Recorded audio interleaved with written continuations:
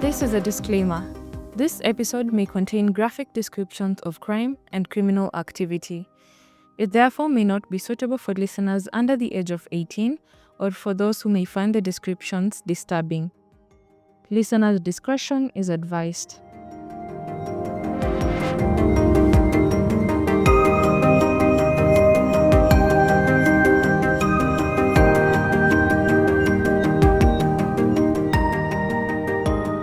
Hello and welcome to another episode of Krime KE podcast. My name is Ajuma and I am very grateful that you found time to listen in today.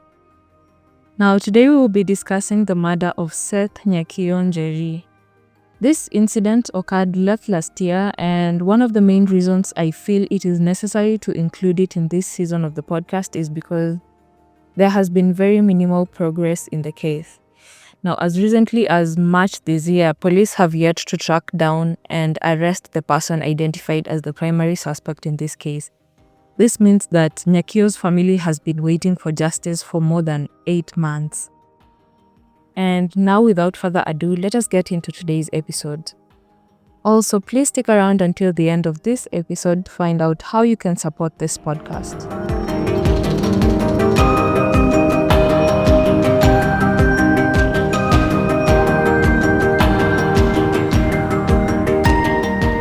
Seth Nyakio was the only daughter of Kirinyaga County-nominated MCA Lucy Njeri.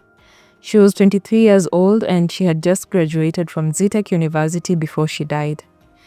According to her mother, Nyakio left their home in Kamaki's estate in Kiambu County on Saturday, October 12th to visit a friend in Thika. Her mother recalled that she was dressed in a white t-shirt and denim jeans when she left.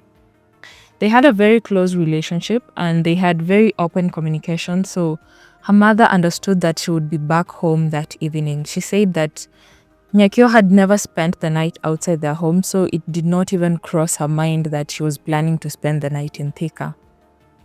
According to her mother, she was in a good mood when she left home that Saturday.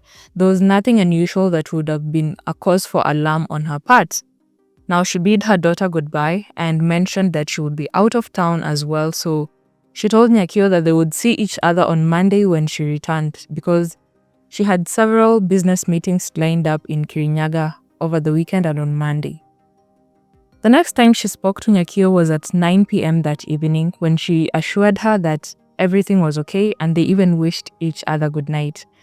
According to Lucy Njeri, the last time she spoke with her daughter was on the afternoon of Sunday, October 13th. She became concerned later that evening when she could not reach her. Now, what truly alarmed her was the absence of the usual goodnight call. That was a daily tradition that they had built. Like, whether they were together or apart, they always began and ended each day by checking in on each other. That night, their silence was unlike Nyakio. Njeri immediately sensed that something was wrong. Now, she was also tired that Sunday night and she had a meeting scheduled early on Monday morning, so she also forgot to check in with her and she just went straight to bed.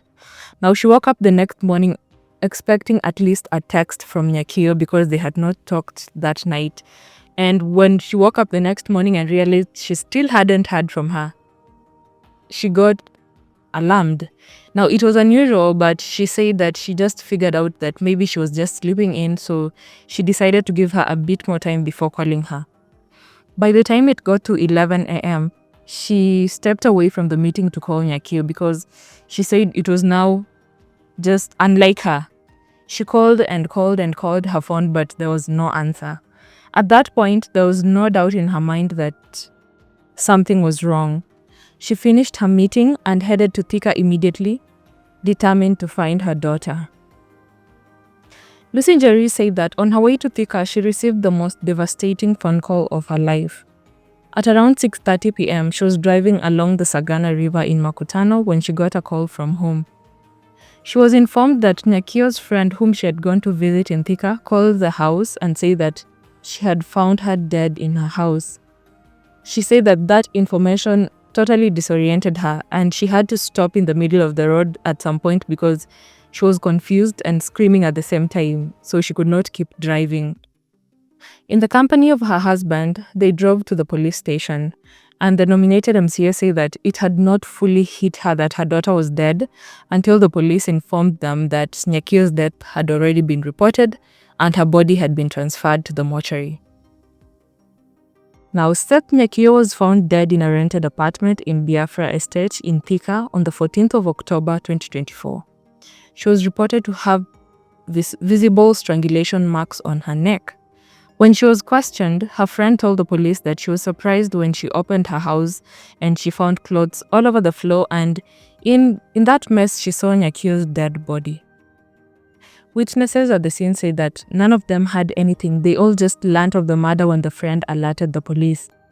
Detectives reported that Seth may have been sexually assaulted before she was murdered, and this is a claim that has never been substantiated as far as what I found.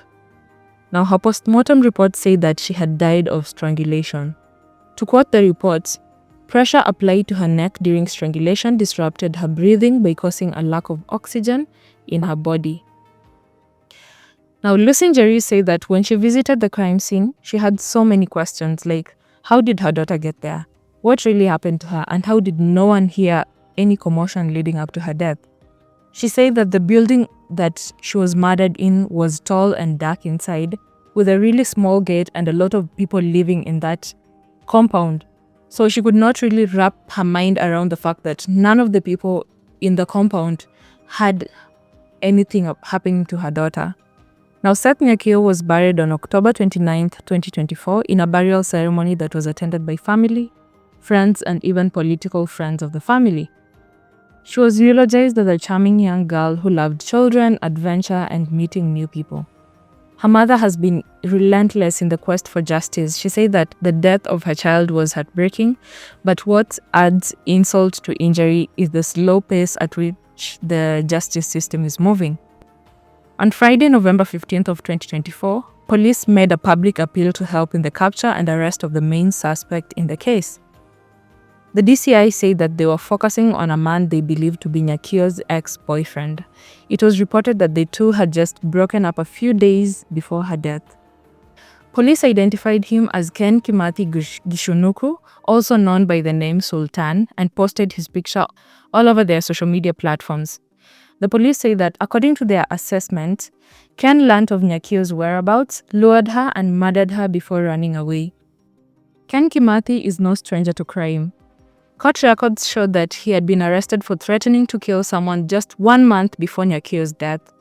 Nyakio's family dismissed the claim that she was murdered by an ex-boyfriend. They say that they wanted police to focus more on the friend that she had gone to visit and who actually found her dead body.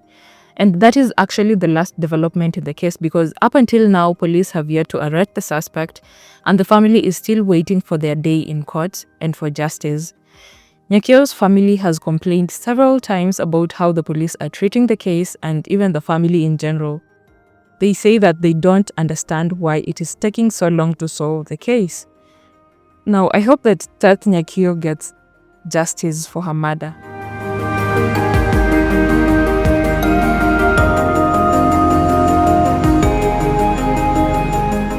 We have come to the end of this episode. That is all I have for you on the story of the murder of Seth Nyakio Njeri. Now, because this is an unsolved case, I will make sure to follow up and provide updates as soon as they're available on the podcast social media platforms. You can support the Krime KE podcast by sharing this episode with your friends so that we can get a larger community to listen to these cases. I have also tagged the podcast's contact information and social media pages on the show notes of this episode so that it is easier for you to reach out if you have any feedback on this episode or the podcast in general. You can also use the same information to suggest crime cases that you would want to hear on the podcast, and I will get to them. Now, with all that said and done, don't forget to give the podcast a 5-star rating on the platform you're listening from, and catch the next episode of Krime KE podcast on Thursday next week. But until then, stay safe, and remember, it is crime with a K.